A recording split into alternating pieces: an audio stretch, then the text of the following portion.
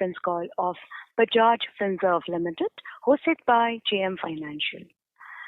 As a reminder, all participant lines will be in the listen-only mode, and there will be an opportunity for you to ask questions after the presentation concludes. Should you need assistance during the conference call, please signal an operator by pressing star then 0 on your touchtone phone. Please note that this conference is being recorded. I now hand the conference over to Mr. Sameer Bhise from JM Financial. Thank you, and over to you, Mr. Bhise. Thank you, Michelle. Good morning, everyone, and welcome to the 1Q FY24 earnings conference call of Bajaj FINSERV Limited. First of all, I would like to thank the management team of Bajaj FINSERV for giving us the opportunity to host the call. From Bajaj FINSERV, we have Mr. S. Srinivasan, CFO, Mr. Tarun Chugh, CEO of Bajaj Allianz Life Insurance, Mr. Ramandeep Singh Sahani, CFO of Bajaj Allianz General Insurance, Mr. Bharat Kalsi, CFO of Bajaj Allianz Life Insurance, Mr. Ashish Panchal, CEO of Bajaj FINSERV Direct, and Mr. Devang Modi, CEO of Bajaj FINSERV Health. I would like to now hand over the floor to Mr. Srinivasan for his opening comments, post which we will take the Q&A. Over to you, sir. Thank you. Good morning, everybody. I welcome everyone to this conference call to discuss the results of Bajaj FINSERV Limited for Q1 FY24. As before in this call, we will largely be concentrating on the consolidated results as well as the results of our insurance operations through Bajaj Allianz General Insurance and Bajaj Allianz Life, and where material the standalone results of our company BFS, which is another major subsidiary of ours. Bajaj Finance has already had its conference call. However, if there are any high-level questions on BFL, we would be glad to take that as well. We also have with us Devang and Ashish from Bajaj FINSERV Health and Bajaj FINSERV Direct. And if you have any specific questions on those businesses, they will answer those. We will not be taking any questions on the status of Allianz's stake in our insurance companies. The status has remained the same as at the end of the previous quarter, and there is no change there. Any statements that may look like forward-looking statements are just estimates and do not constitute an assurance or indication of any future performance result. Remark on Ind AS. While BFS prepares its financials in compliance with Ind AS, the insurance companies are not yet covered under Ind AS. They have prepared Ind AS financials only for the purpose of consolidation. Accordingly, for Bajaj and BALIC, standalone numbers reported are based on non-Ind AS accounting standards as applicable to insurance companies. Our results, the press release accompanying the results, and our investor deck have been uploaded on our website yesterday, and I hope most of you would have had a chance to go through that. Let me first put in a word on Bajaj FINSERV Asset Management Limited, which launched its first mutual fund during the quarter. It filed for its first of its 7 products with SEBI in March 23 and April 23, and the first 2 funds, the liquid fund and the overnight fund, were launched by the end of June 23, while the money market fund, NFO, was launched in July 23. The NFO is its first, and it has recently opened on 24th July, the Bajaj FINSERV Flexi Cap Fund with a mega trend strategy that is currently ongoing. Over the next few months, BFS AMC will be launching other categories of funds, including balanced, large and mid, banking, PSU, and arbitrage funds. Let me now move to the update on performance for Q1 of FY24. Macroeconomic conditions were stable during the quarter with a higher level of business confidence, and overall business conditions were very conducive. Our companies have once again delivered very strong operating performance. Let me start with Bajaj. Bajaj regained retail growth momentum with broad-based growth across products and channels. New initiatives, including the geo expansion initiated in FY23, started yielding results.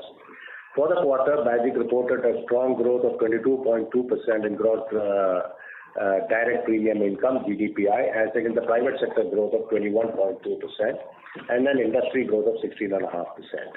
Excluding the tender-driven business, which are crop insurance and government health schemes, the GDPI growth for the quarter was a very healthy 26.7%. In Q1, Bajaj continued its momentum with growth in motor business recording strong performance of 26% YOY growth across private cars and two-wheelers. Group health, in which Bajaj recorded a sub 100% loss ratio in FY23, continued to grow strongly with a 43% growth. Commercial lines, fire, engineering, marine and liability continued the growth momentum of earlier years, recording 22.1% growth. The growth in commercial lines was aided by BAGIC's strong bank assurance network and multi-line agency channel, supported by strong underwriting and large reinsurance capacity for covering large risks. BAGIC was able to capitalize on its strong presence in smaller towns and rural areas through its banca virtual satellite offices. In terms of retail health, BAGIC grew 11.9%. However, due to the high incidence of frauds and reimbursement claims, BAGIC continues to be cautious and is focusing on strengthening the use of analytics and processes to control frauds and focus on growing in profitable areas. Note on earned premium. As you may be aware, when growth is strong, the earned premium grows less than the gross premium as premiums are deferred across the tenure of the policies while costs are written off upfront. As a result, net earned premium grew only 5%, but this unearned premium is expected to get mostly earned in the subsequent quarters of the year. For Q1 FY24, the loss ratio was lower at 74.3% as against 77.9% in Q1 of FY23. The improvement in loss ratio was attributable to lower claims in motor and commercial segments and is after absorbing losses of rupees 10 crore from Cyclone Biparjoy and other catastrophic losses. As a result, the combined ratio for Q1 FY24 was a healthy 100.7% as compared to 104.6% in the same quarter of the last year. We expect this will be among the best when compared with other composite general insurance companies. In a market which is intensely price competitive, this result, we believe, displays BAGIC's commitment to a balanced and profitable growth on the back of strong sourcing, claims management, and controlling grievances. The profit after tax of BAGIC was 415 crore in Q1 FY24 versus 411 crore in Q1. The muted PAT growth was attributable mainly to lower realized gains from sale of equities, which is offset by higher current income and lower combined ratio. Excluding the effect of realized gain, the core operating profit before tax would have been increased by over 40%. BAGIC AUM grew 13% to 28,611 crores as on 30th June 2023 versus 25,362 crore on 30th June 22. The float generated, which is represented by the increase in AUM, was 3,249 crore during the last 12 months, which includes advance premium as at March 2023, which was 1,678 crore. Strong growth in two-wheeler and CV business helped in this growth. Another key highlight of this quarter was the conduct of the first ever General Insurance Festival of India in Pune, which won an entry in the Guinness Book of World Records for the largest attendance at an insurance conference, with over 7,000 agents attending the event. This event, which is one of a kind, also reiterated a significant connect that BAGIC has with the agent community. Going forward, we would hopefully want to make it an annual event. In summary, it was a quarter with intense competition and BAGIC has performed very well with solid growth supported by strong underwriting performance. I'll go to BALIC next. During the quarter, BALIC continued its growth trajectory and reported an individual rated new business premium growth of 15% against the industry and private players growth of 2% and 8% respectively.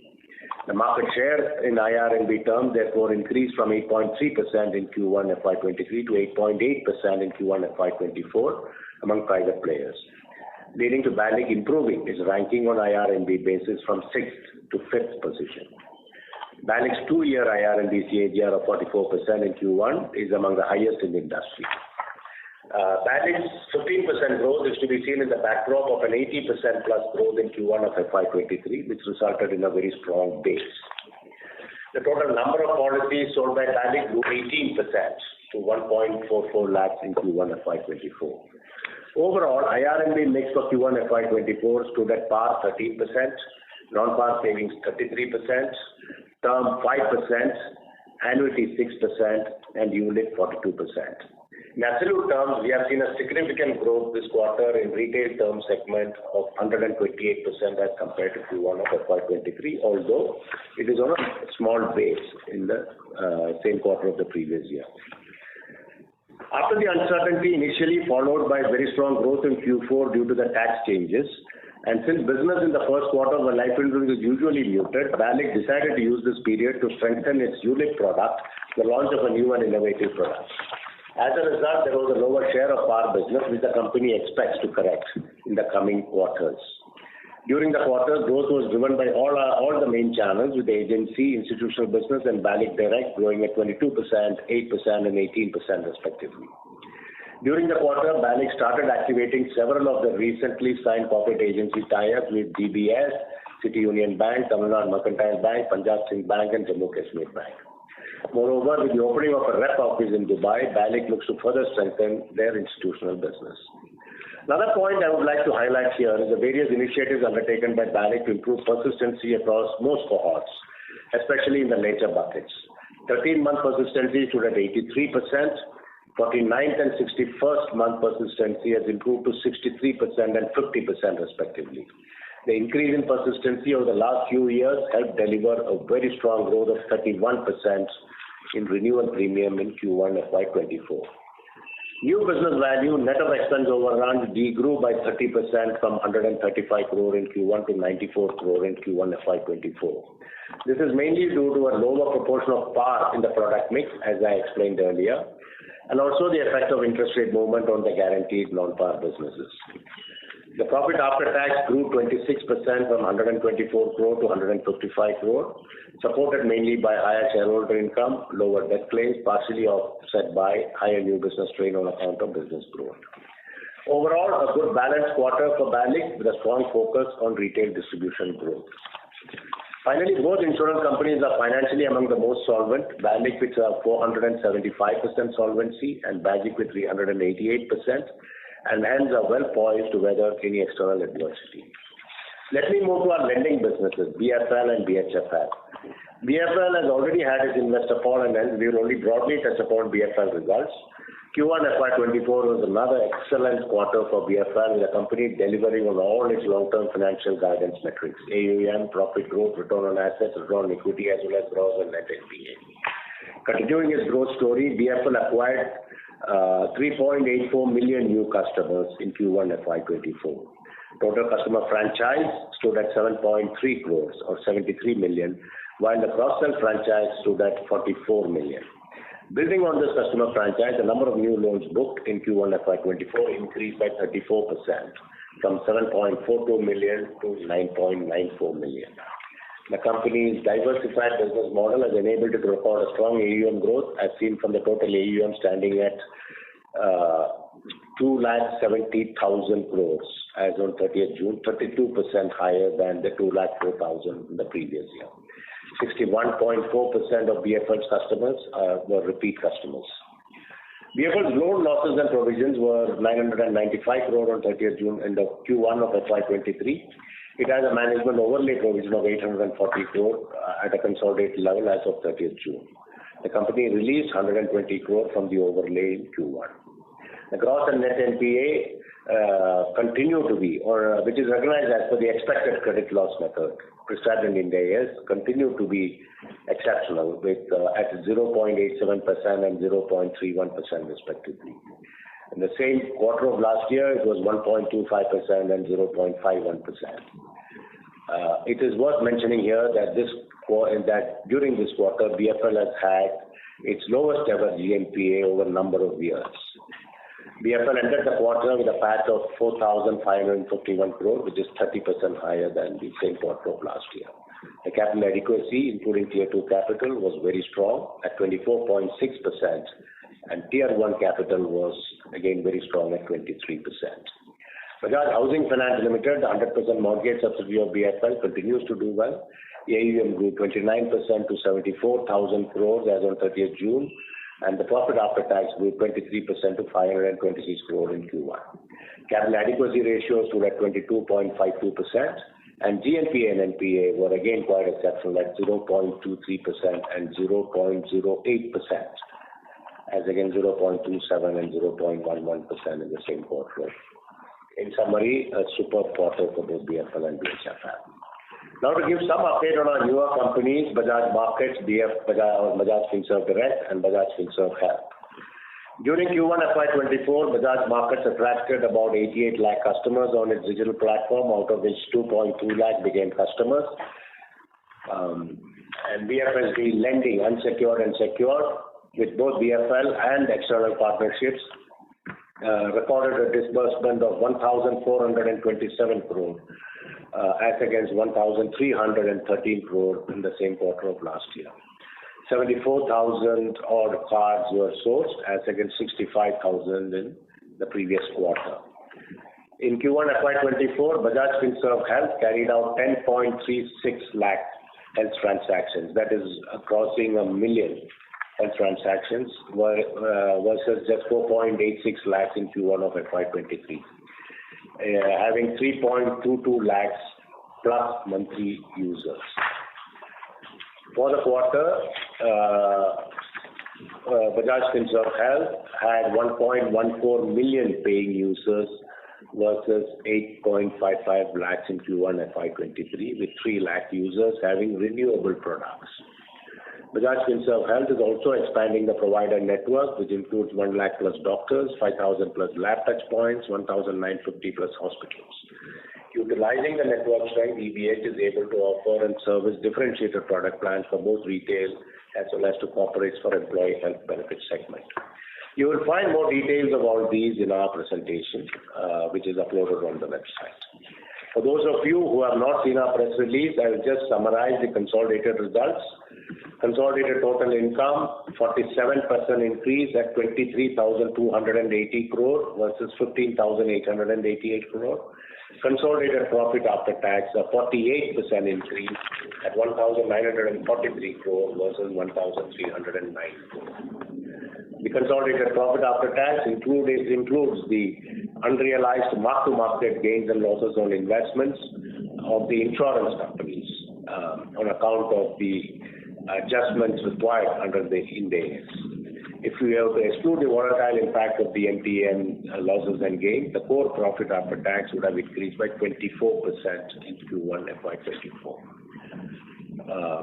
Before we open for questions, considering the paucity of time, I would request the audience to keep their questions brief and preferably not repeat questions that have already been asked or covered, so that we can cover more queries during this call. With this, I now invite questions from all of you. Thank you. Thank you very much, sir. We will now begin the question and answer session. Anyone who wishes to ask a question may press star and one on their touchtone telephone. If you wish to remove yourself from the question queue, you may press star and two.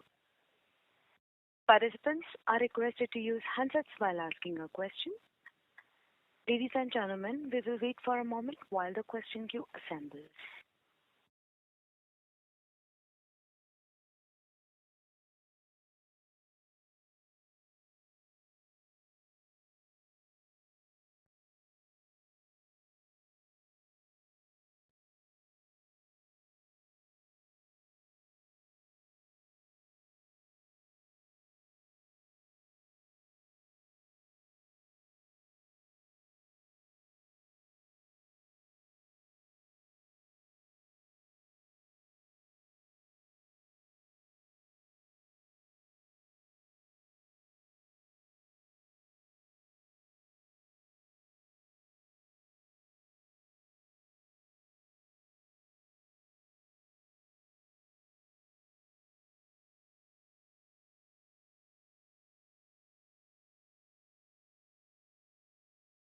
We have the first question from the line of Prakash Kapadia from Anivet Portfolio Managers Private Limited. Please go ahead.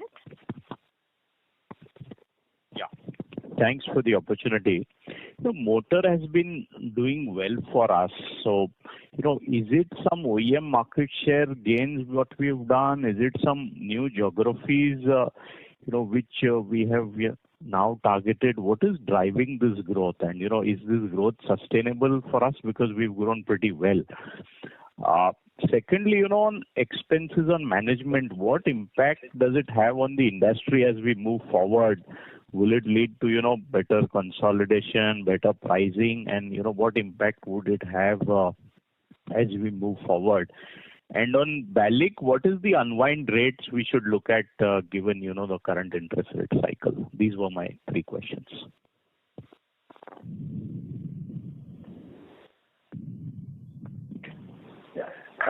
I will first give a high-level response before passing on to Raman. I think in Bajaj, what we are seeing is that last year and a half, we have been investing quite a lot in expanding our distribution outside of even the OEMs in terms of smaller towns. We have digital offices, the digital banker, we have virtual satellite offices. And last year, we were doing a lot of correction there because you had to get the people, you had to get the strategy right. I think that has started falling in place. My own assessment is that it has been broad-based growth across OEMs as well as agency and other channels in motor. On the EOM and the rest of to give a more detailed flavor on the motor business, I now hand over to Raman. Yeah, hi. Thanks, Srini. So I think Shri rightly articulated. So if I try to summarize the way the motor business has been operating for us, one of the big levers for growth has been the two-wheeler business. As we've discussed in the past, two-wheelers from an OEM perspective used to be a handicap for us because there were many OEMs who didn't want to work with the Bajaj brand because they looked at it as competition, given the group level branding on Bajaj from Bajaj Auto perspective. But over the last 15 to 18 months, we've been able to kind of break that jinx. So barring Hero, I think we've been now able to tie up with all the OEMs on the two-wheeler space. And hence, if you see for the quarter, the growth on two-wheeler has been upwards of 40%. And that's been the trend for last 2-3 quarters now. So that is the biggest lever of growth in our overall motor numbers. If you look at it from a channel contribution perspective also, one is motor dealer, where we've been seeing a gain of market share. To give you some flavor of the market share numbers, on four-wheelers, our new car market share last year same quarter was about close to 7%, and in this year for the first quarter it's moved close to 9%. Two-wheeler, which 2 years back used to be sub 4%, last year we had already moved up to about 6%, and now in quarter one it's moved to about 11.5%. PV also very healthy number of close to 25% market share. The motor dealer channel seems to be contributing significantly to the growth, but like Srini said, the growth is more balanced across all the channels. If you also recall our past discussions, we had said that we will try to penetrate more, as a strategy we'll try to penetrate more into the smaller towns of the country, and we call it the Bharat model. So that's something, the numbers have started to register some decent growth, and that's one of the other levers for the growth.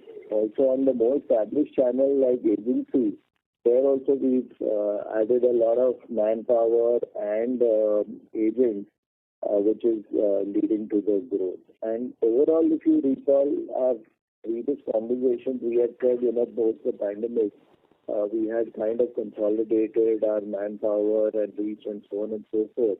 And we had said that there will be some stress on the bottom line as we start expanding. And I think some of the expansion which we've done in the last 12 months has started to show the results. So that's the reason, these are the reasons for the overall growth in the motor side. Now, obviously, because we've done the expansion, we've seen the growth sustain, and we'll continue to expand for at least for another year or so. So maybe in the medium term, you will see this growth sustain is what we believe. Now, obviously, it's also an outcome of how the market moves, and as you know, it's a very, very dynamic market in terms of discounting and commercials. That is something which we'll have to wait and watch. But as things stand today, maybe the growth in the medium term at least looks sustainable. From an EOM perspective, as we've discussed in the past, given that most of the industry, at least half of the industry was non-compliant, and hence we were of the view that there should be some sanity which should come in the way the commercials have moved over a period of time. Well, too early to say that because it's only been one quarter. As of now, we are not seeing any outcome of that because I think people are just getting aligned to the new regime. Maybe another quarter or so will be required to figure out the real impact. But what we are clearly seeing is that on the bulky businesses like crops and so on and so forth, there the level of engagement from many other private players has got accelerated. So the competition is becoming even more intense in crop business because, as we know, that gives the arbitrage on the EM ratio. So that's the only thing I would like to submit at this stage. Let's probably wait for another quarter or so to really figure out what's the real outcome of regulation. Thank you, Raman. I'll just add to what Raman said. On the EOM, I think it is now that the regulator has given a budget, 30% of your gross written premium. Now, different companies will have to evaluate where do they want to pitch more, because there are no individual limits on product level or intermediary level. But if they pay more somewhere, they will pay less somewhere else. So clearly, I think it is for each company to decide. Some people may say, I want to pay on motor. Somebody will say, I pay more to banks, whichever channel or product they want to pay for. So this will evolve and this will keep changing as companies keep changing the strategy because it's a very competitive market. So as things evolve, we will keep watching. But we were below the limit, and we do have very significant solvency. So we have the strength to play out any of the combinations that one might see in the market. Now I'll hand it over to Bharat to take the question on the unwinding rate on the life business. Yeah. So thank you. So the unwind rate is basically depends on the market yield of the assets which we are holding, and as well as what are we expecting in terms of a return. But if you see that consistently, it has been between 8 to 8.5%, and I think it'll be hovering around there only. That's the number is. Okay, fine. I'll join back if I have more questions. Thank you. Thank you. The next question is from the line of Supratim Datta from Ambit Capital. Please go ahead. Hi, thanks for the opportunity. So I'll start off with Bajaj. So the loss ratios on the commercial lines have improved this quarter despite the reinsurance rates hardening and the fire pricing being rejected by the regulator. So just wanted to understand, how have you achieved this improvement in loss ratio despite these headwinds? That would be, the first question. I'd have a few more, but I'll just, pause before I go through those. In commercial businesses, the loss ratio has been seen across the cycle because they're also exposed to catastrophes. Raman, would you like to explain? Yeah, so if I just look at the movement, like you rightly highlighted from last year, same quarter. Last year, I remember in the same quarter, there were some large claims which were reported in quarter one, and hence in some of the lines, the loss ratio had moved up. I remember that being true for engineering and fire. Fortunately, that's not the case in this quarter, and like Srini said, cyclical, at times you have some calamities and because of which this happens. Now, given the fact that, in the quarter one, there has been the cyclone, but we've seen only a hit of net of 10 crores, while the gross is a little higher amount of close to 50 crores. But the net impact for us has been lower at 10 crores. But just a word of caution, these are quarter one numbers, and we've seen, the way the nature has been creating havoc in quarter two. I think this doesn't end here, and we are just keeping our fingers crossed to see how quarter two plays out because of, the heavy rainfall most part of the country has been experiencing. So that's just a word of caution. While quarter one has been good, we've just seen a small impact of 10 crores from Biparjoy cyclone. But quarter two is something which we'll have to wait and watch. But otherwise, to answer your question, I think, like Srini said, it's a cyclical thing. This quarter has just been better compared to last year, where we had some bulky claims reported in quarter one. Yeah, I was, thanks for that. This was going to be my second question, that, from the North Indian floods, what kind of impact are you actually seeing could give us some, color on, what kind of claims that you are getting or what kind of... I'm sorry to interrupt. Mr. Datta, your voice is breaking. Could you please repeat your question? Yeah. So what I was saying is, my second question was on the North Indian floods. So wanted to understand what kind of claim trends are... Are you related to Delhi, Haryana and all, no? Himachal and all? Raman. Yeah, I understood. So as of now, nothing material has been reported. Obviously, on the motor side, there are many claims which have got reported. But I think maybe in a few weeks' time from now, we will really have the right assessment. So maybe Q2 call is when we will really be able to give the right picture. But the claims, like I mentioned, have gone up. Fortunately, at this stage, only the retail ones we have seen having been reported. Nothing significant on the commercial side so far. So maybe you'll get a better picture in the Q2 call. Got it. That's very helpful. And last question on Valet. So, if you could quantify what was the impact of the interest rate move on the VNB margin, that would be very helpful. I just wanted to understand what is the hedging strategy when it comes to non-par products. Bharat? Yeah. So I'll take that. Yeah, please. Yeah. So first of all, let me just cover the hedging strategy part of it. All our non-par book and annuity and a good extent of term book, which has a long tail also, is being effectively hedged through FRA, party paid bond, and obviously we look at other hedging strategies, including a cash flow matching and a duration management. So to that extent, the comfort is at a 90%, 95% plus the book is hedged through the relevant instruments, and wherever it is an unhedged portion left, say something which is beyond 40 years of a liability, we assume a very minimal rate of interest to make sure that there is no interest rate risk. So from a hedging perspective, it's completely in control. As far as your question on the margin concerns is that, compared to previous year, if you look at Q1 versus now, the yield curve has actually changed. And it is not just a shift in the curve, the slope of the curve has also changed significantly. But if I broadly put, two things can be done. One is that you immediately react in terms of customer IRR change, or there could be a little bit of a lag because when you decide by the time you make a change, there could be a lag of 2 weeks, 3 weeks or a month.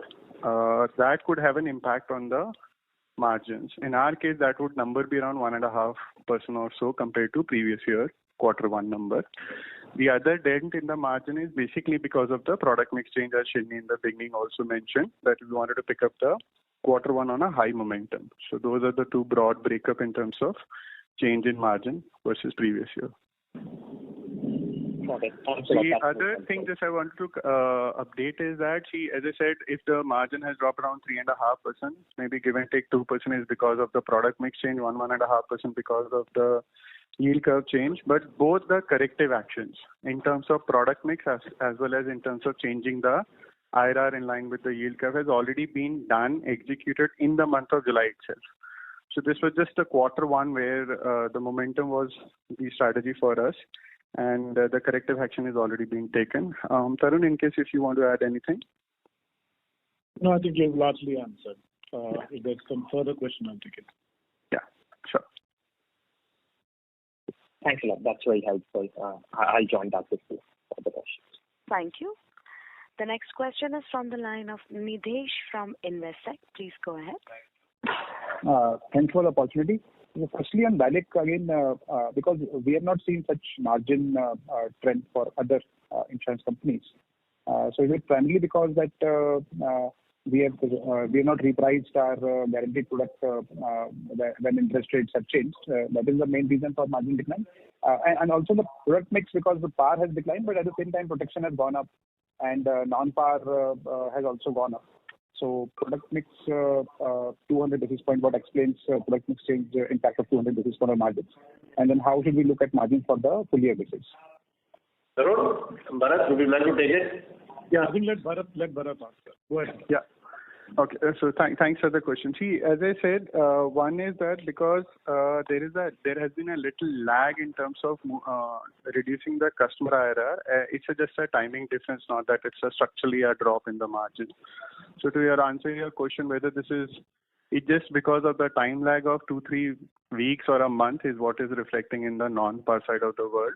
Otherwise, if you look at from a ULIP, which has gone up compared to last year, ULIP is, as we know, always a very low margin business.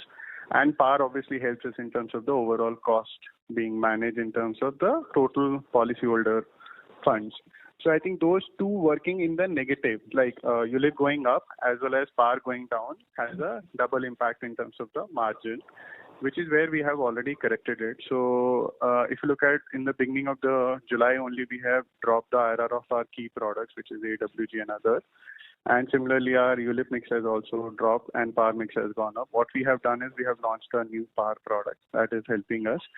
Secondly, in Q1, the call was that because the market was also showing positive results and after the Q4 euphoria of being a high quarter for the industry, we didn't want to lose the momentum and we went with the approach of what the customer would as of now wants to buy in terms of the preferences, which is more linked to the market. And hence we launched a very specific product in the month of May, which has kind of took a initial euphoria of taking ULIP higher. And now all that has already been settled. Our product mix is already back to what we were last year. Even if you look at last year till YTD December, because last quarter was not the right mix for the industry, we are back to the YTD December mix already. So it's just a quarter where we have seen it.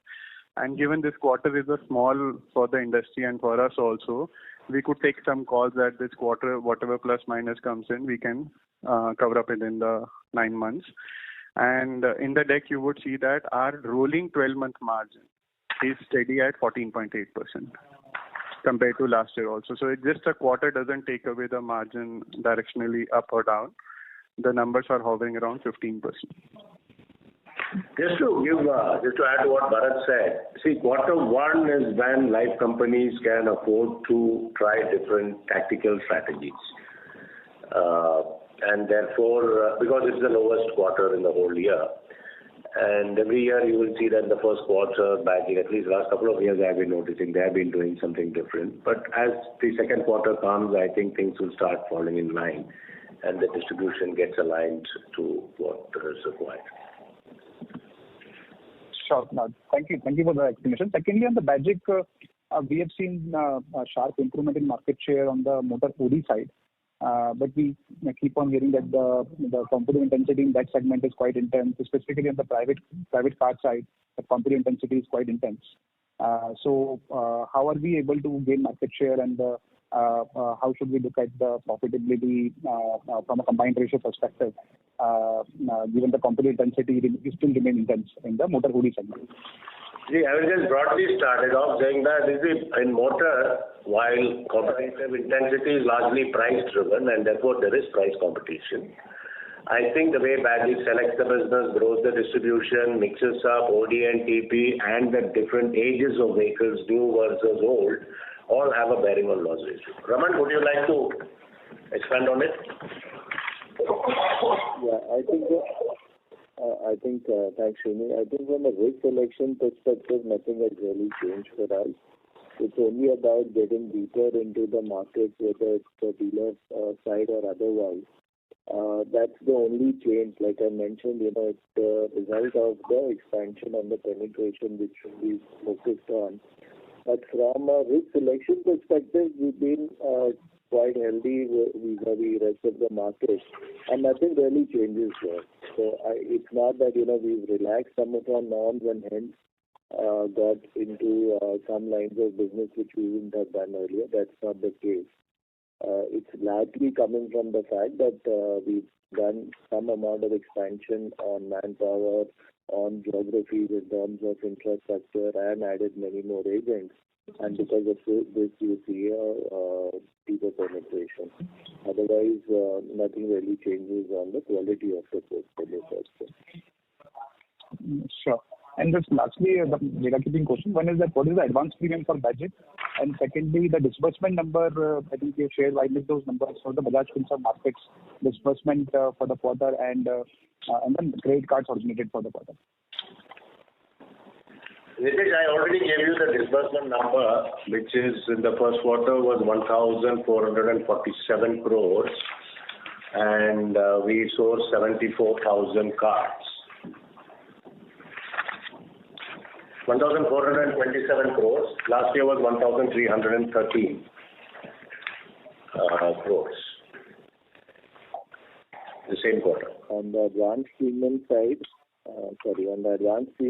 the number for us for June 30th is about 1,678 crores, which is moved up by almost 44% from 1,168 crores on June 30th last year. And this, like I mentioned earlier, repeatedly, sorry, but it's happening largely because of the two-wheeler business, where the advance premium has really grown at 58%.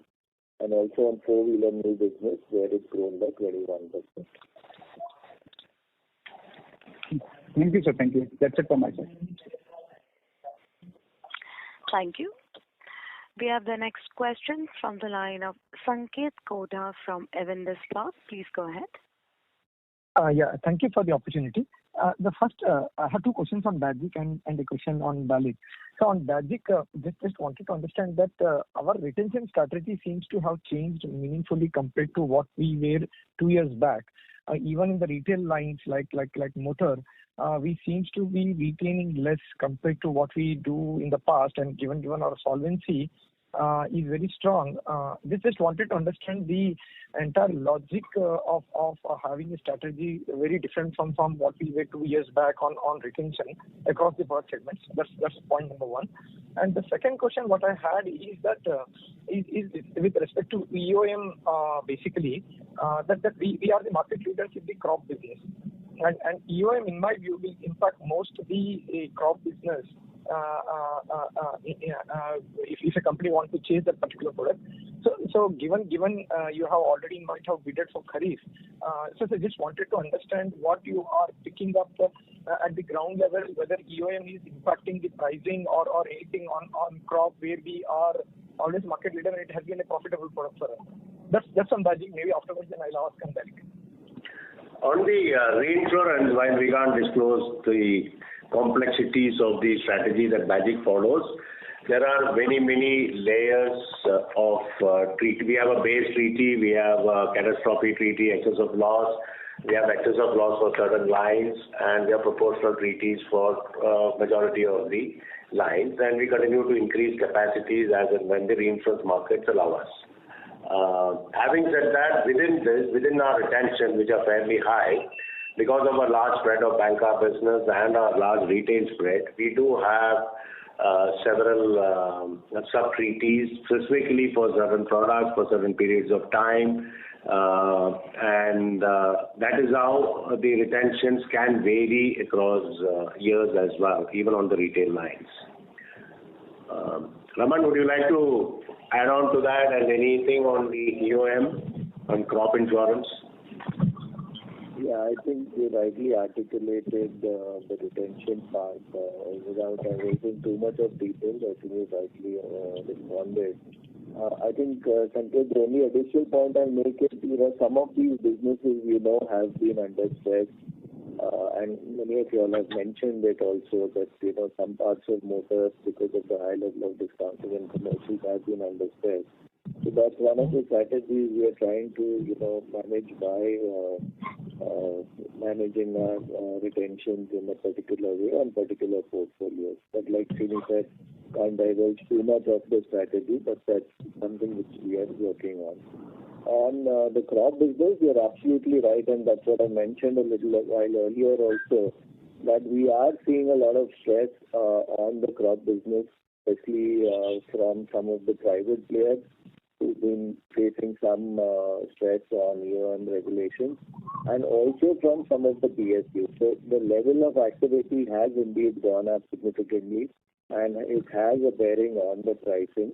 But some of the tenders have already been closed, and from our perspective, I think while this year may pass through with similar levels of numbers which we've done in the past, but year on, I think it is going to be a stressful situation because that's one arbitrage people really have clearly identified and started to focus on. So we'll have to wait and watch what happens year on. But at least from our perspective, this year maybe we will clock similar numbers because some of the tenders have indeed got closed.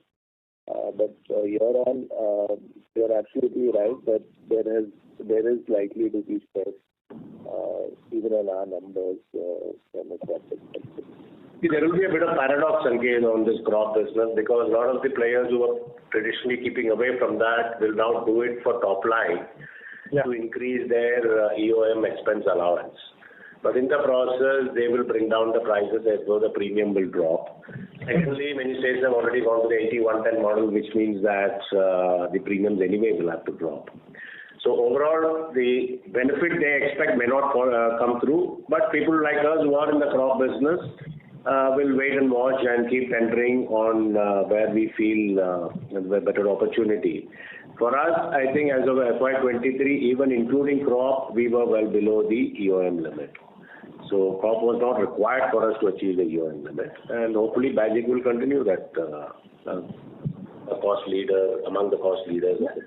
I understand that point, Srini and Raman. The only reason I was asking this question is that the geographic diversification was the biggest crux for us to be profitable in this particular line.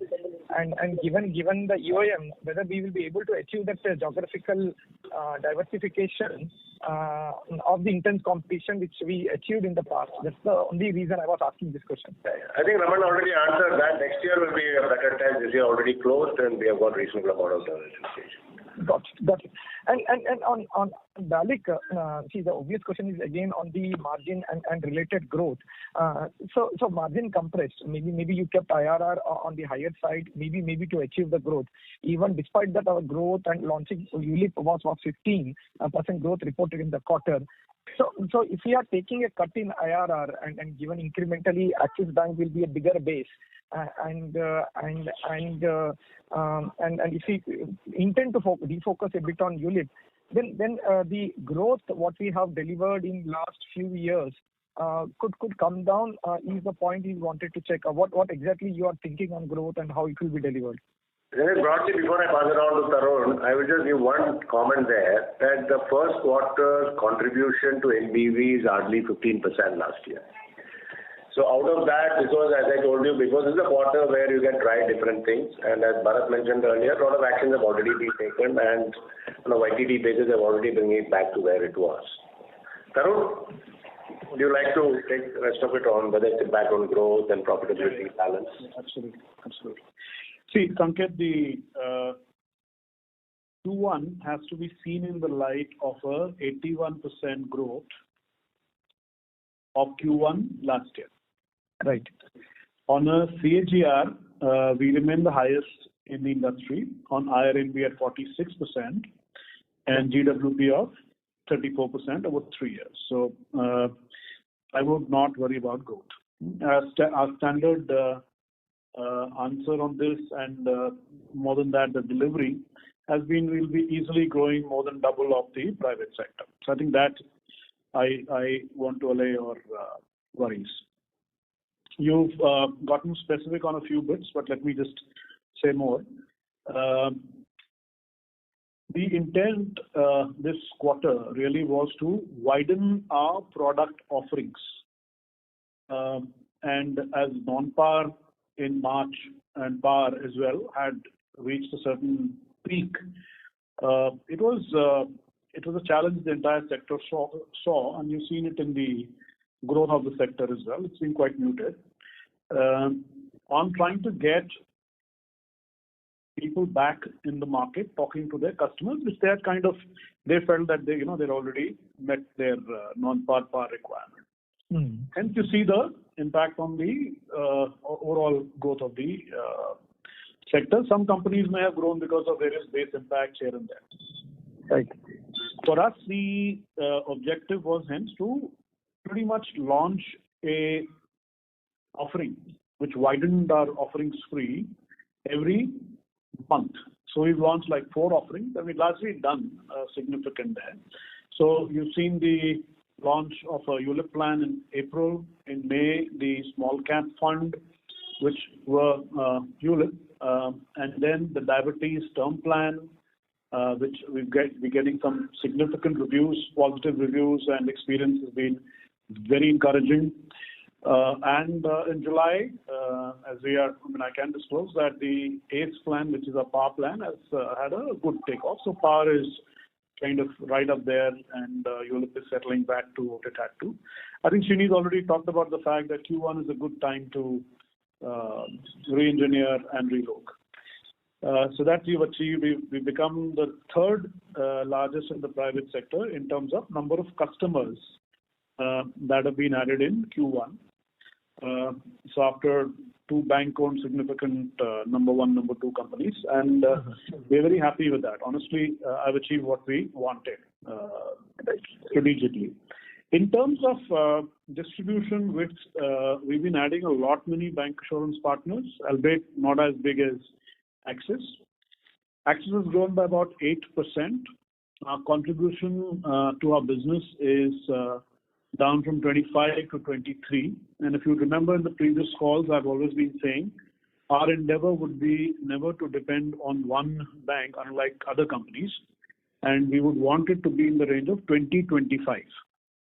So versus the company growth rate, actually Axis growth rate is for us has been low. But having said that, we will of course want our customer penetration to be far higher in the Axis array, and that shall remain. Our base is getting higher, so don't expect the growth like last year, and the CAGR that you've seen over the last 3 years, which has been the highest in the industry at 36% and thereabouts. But given the width of our other businesses, other than just Axis, there has been PSF is expected to grow near double of the company growth rate. Our agency has beaten the trend year on year. We are expanding our branch network further. Even in our institutional business, the kind of partners and the array of partners with this 3 to 9 gives us a good platform to extend further. And the engine getting all this moving is really our focus on data and technology. So that remains. And with that now, the product innovation that is kicking in as well. I'd say it as a success for last quarter because we've seen significant take-up of each of these. So already these offerings, like within a very short time, has already been significant part of our product mix. So that there is distribution, get more and more things to go and get a higher share of the customer wallet. I hope that answers your question. Yeah, perfect, sir, perfect. Thanks. That's it from my side. Yeah. Thank you. A reminder to all the participants, anyone who wishes to ask a question may press star and 1 now. The next question is from the line of Swarnabh Mukherjee from B&K Securities. Please go ahead.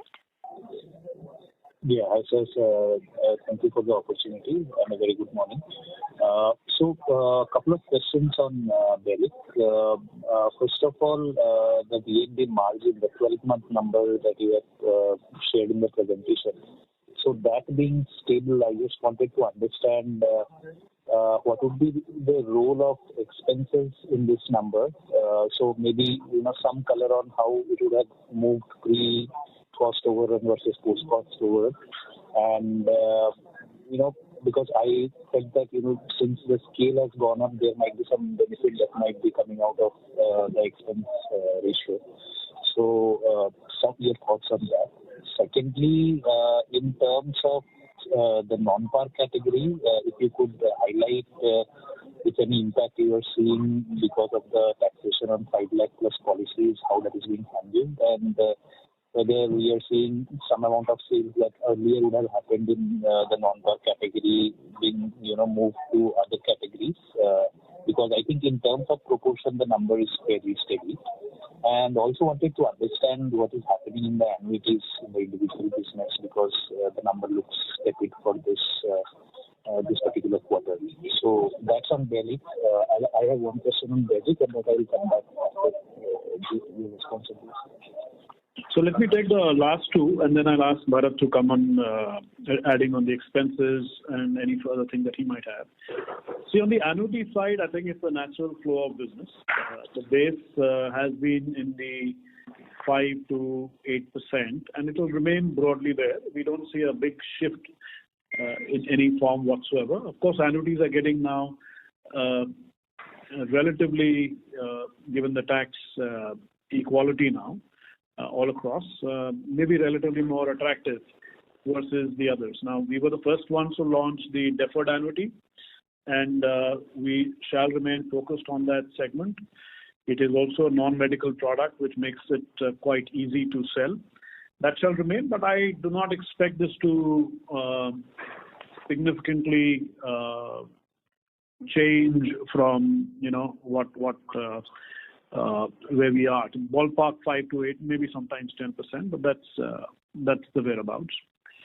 On the 5 lakh and above, yes, there is an impact there for the entire sector, and which is exactly why we chose to widen our proposition base, and we've successfully done that. There are some exciting thoughts we have and things we are going to be rolling out in the next 3 to 4 months to be able to take benefit of that. Because although 5 lakh and above, the taxation is put on life insurance companies for par and non-par for the customers there. But having said that, still the ability to structure that in the customer's favor through products is significant, and our par product, for example, allows that quite well because you can actually structure when the tax is going to be coming in. So I do see an impact on the sector, but I think the sector has enough tools available with itself to get that sorted. The good thing is that now above 5 lakh, we remain possibly the only product range which does have the capability of helping the customer in their tax planning versus any other product in the entire financial services side. So that should finally, I think you should assume this year is a year where the base will get settled in and it will sink in with the customer, HNI customers as well, and then should sort itself out after this year. Bharat, on the expenses or anything else you'd like to add? Yeah, thank you, Tarun. See, so the question was on the overall margins and the overruns. Just to be clear, see what happens with the overrun. Like as we are adding new partners, as Tarun and Srini also mentioned, we recently added 5-6 banks, and they are in the early stage or even early months of the operation. They will always produce an overrun. So technically, overrun is also like a rolling number. As we add more partners, initial period they will give overrun by the time they become a complete number. But on the overall basis, if I take steady state that where we are, maybe the overrun could be in the range of 5 to 6%, which is already there.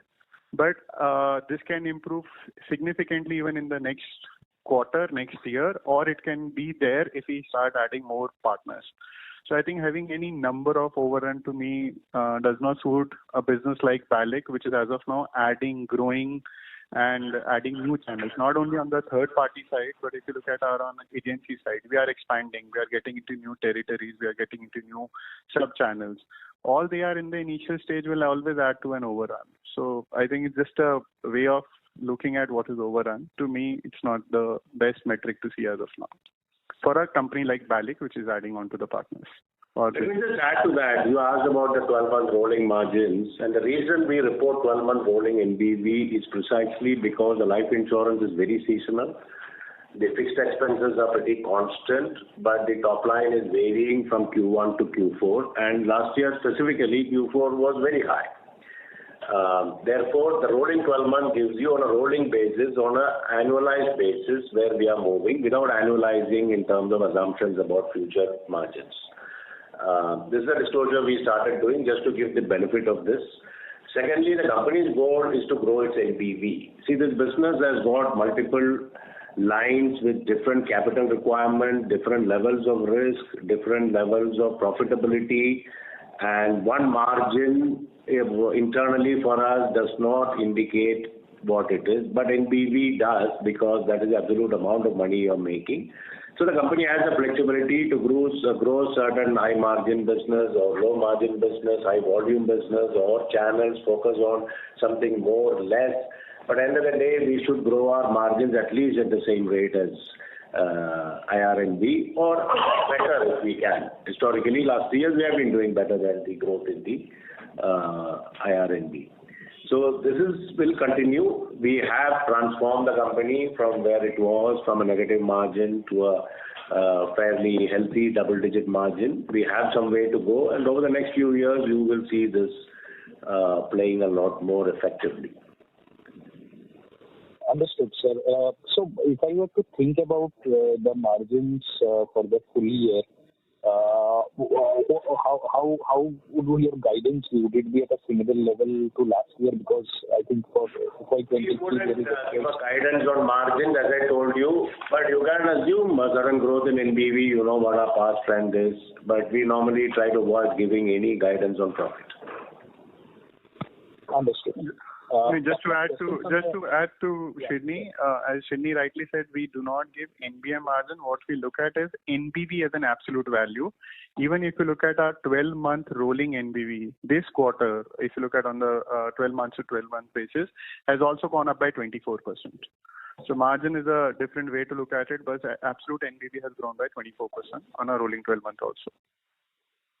Right, sir. So just a quick clarification on that. So if I were to think only about the fourth quarter for this year, then it might not grow as much as what we have seen in first quarter, right? Yes. Because of that. For the industry, yes. For the industry as a whole, yes. Okay, understood. Couple of queries on the general insurance side, if I may. So first of all, your loss ratio number for the health insurance segment has worsened compared to last year. So just wanted to understand, what is causing that, because first quarter is generally more benign in terms of claims that come about, and it is generally from second quarter onwards with monsoons, etc. It starts to increase. And if you could also split out how the experience has been between retail and group. That is one. And second is, in terms of the Geo initiative, if you could quantify, what proportion of your premium right now comes under this Geo initiative, and any kind of quantification on what additional growth it is bringing.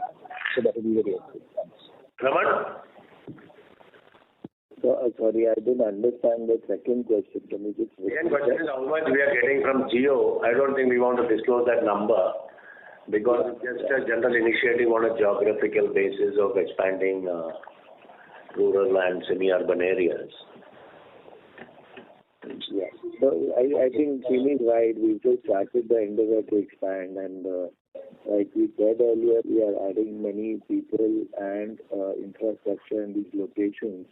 So as of now, we've just started the journey. I think it's only been 2 quarters, and we are adding about 100 plus branches this year. So I think it's too early to even start discussing those numbers. While the numbers are good and the growth is pretty healthy, but maybe it's too early to start talking about that.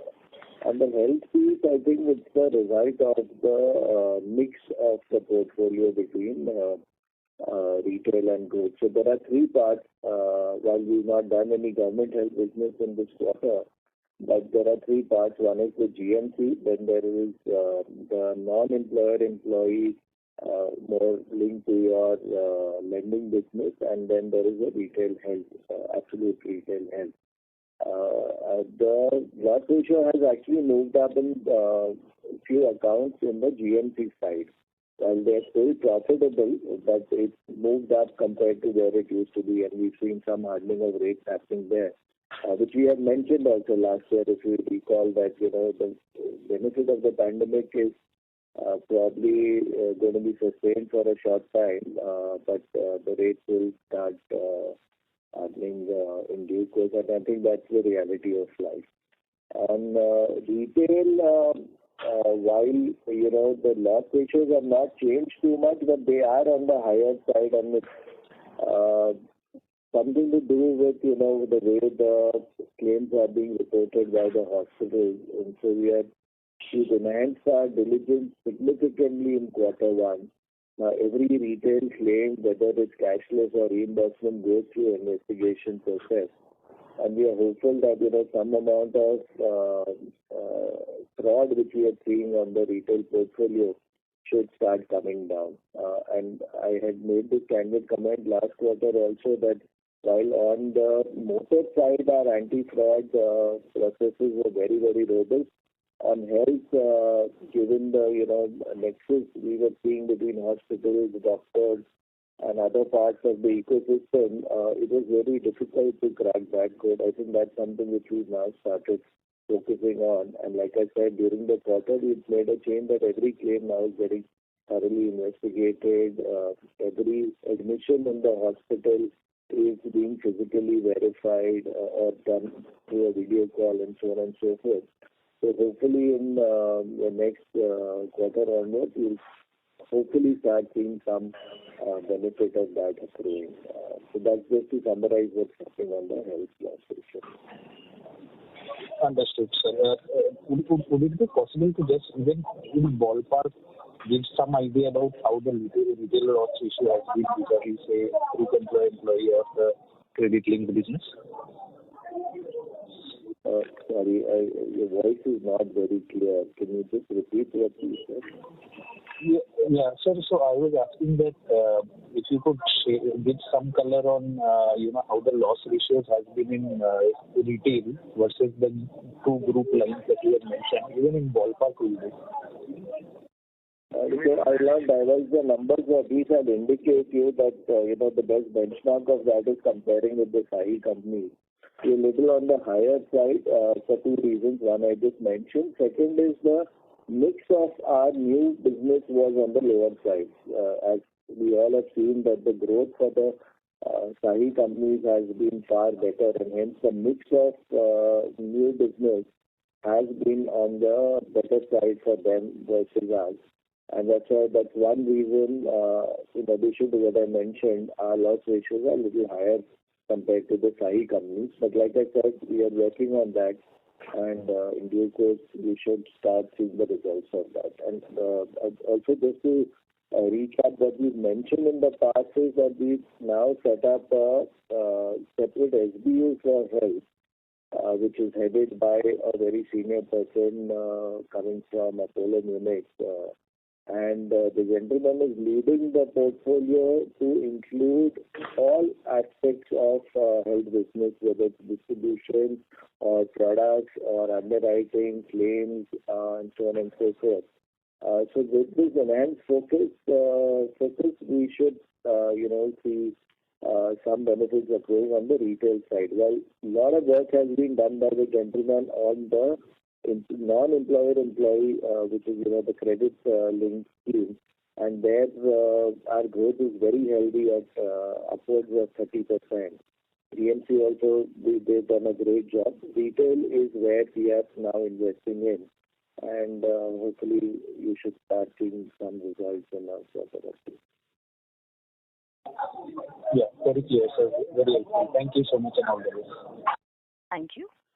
We have the next question from the line of Nischint from Kotak. Please go ahead. Thanks for taking my question. Most questions are answered. Just in continuation of the last one, what proportion of group health would be credit and what would be employer-employee? So I'll not share too much of data admission, but the ratio would be 2:1, 2 being with PMC. So that would be the number.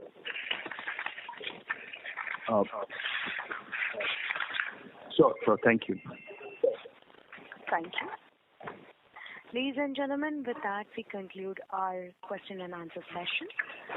I would now like to hand the conference over to Mr. Akshay Jain for closing remarks. Over to you.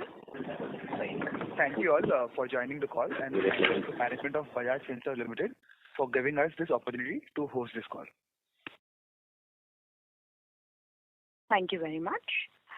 Ladies and gentlemen, on behalf of JM Financial, that concludes this conference. We thank you for joining us, and you may now disconnect your lines. Thank you. Thank you all. Thank you. Thank you, everybody. Thank you, sir. Thank you, everyone. Thank you.